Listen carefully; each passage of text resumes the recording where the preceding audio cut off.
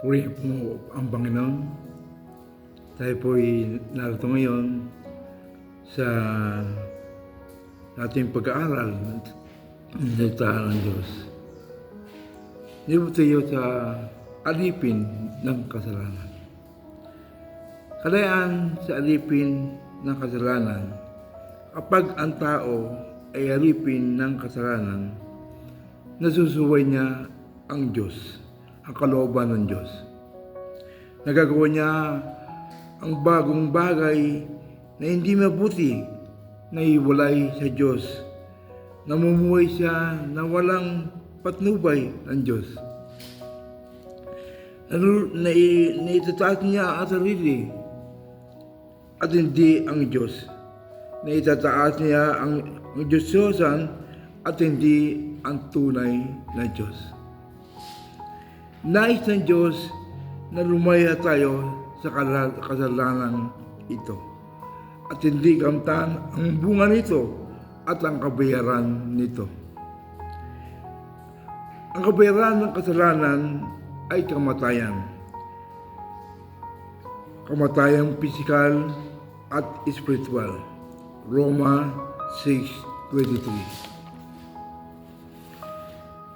God helped Israel to rescue to Egypt because of His love to them.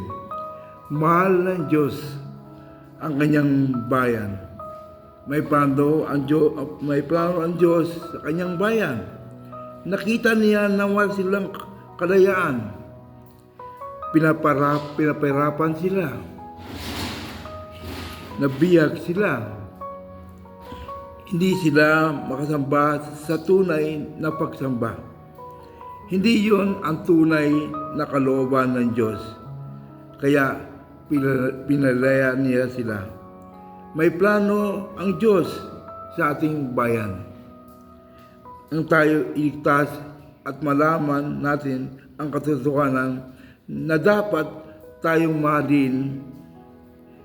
manalig kay Kristo na siyang dahilan upang tayo'y totoong lumaya. Hindi sa pagsamba sa mga ginawa ng tao, kundi sa gawa ng Diyos. John 3:16, John 1:12, Galatia 4:34, 3 and 4. Ang tunay na kalayaan ng pagsamba ay masusubukan sa Diyos. Gagamitin niya ang kanyang mga lingkod para bayag ang tunay na kalayaan.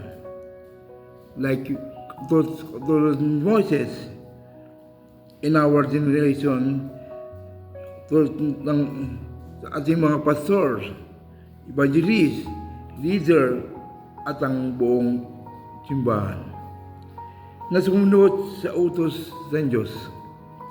Hindi mga bayani, kundi mga bayani ng pananampalataya. Purihin po ang Panginoon. Purihin po ang salita ng Diyos.